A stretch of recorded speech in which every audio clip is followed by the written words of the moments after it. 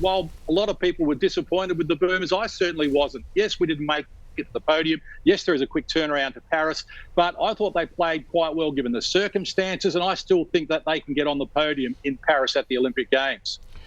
Well, I don't disagree with any of that case, but can you believe some of the people that came out and wanted Gorge's head? He got us a medal last year, the first ever medal, and 12 months later some people are saying the game's past him.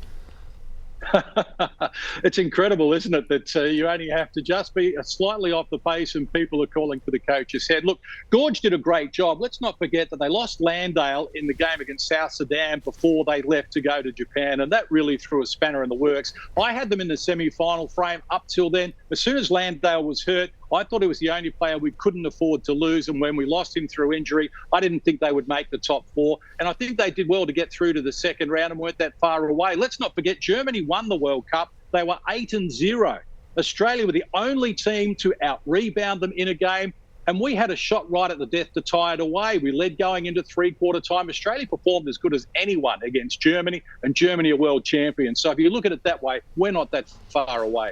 I think we got a taste of Josh Giddey as well, about the superstar that he was at the World Cup, only being 20 years of age, and what he's going to be able to do. It's his team now, but the one area I was probably most disappointed in was the defensive end overall. That was what they promoted they were going to hang their hat on, and I don't think they probably reached the levels that they did at that end of the floor.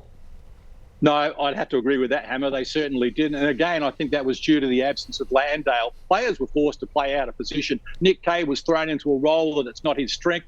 Duop Reef had to become the starting centre rather than the backup centre, and it just sort of got tangled up from there. So players were a little bit out of position. The defence, you're right, didn't live up to standards, but what about the offence? It's the highest scoring tournament for Australia in our history. Putting points on the board isn't a problem, and there's nothing wrong with putting a lot of points on the board. If they get Landale back for the Olympics, Ben Simmons comes into the picture as well. They're going to be a whole lot better defensively, and if the offence fires like that, then a medal is certainly within their grasp. Did you say Ben Simmons? So you believe in Father Christmas, do you?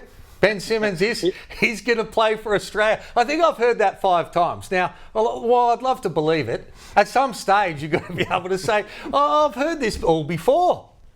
Well, let's hope it's Paris, Hammer, because you're right, we've heard it all before and it hasn't transpired, but every indication is now, and I think the experience that he had from afar during the Tokyo Olympics and the way Brian Goorjian has left the door open for him, well, if he wants to play, and he says he has, I know he said that before, but I think he would really like to be in the green and gold and at the Paris Olympics. Let's hope he has a great year in the NBA, and let's hope he's there in Paris, because with him, well, we can challenge for the gold medal.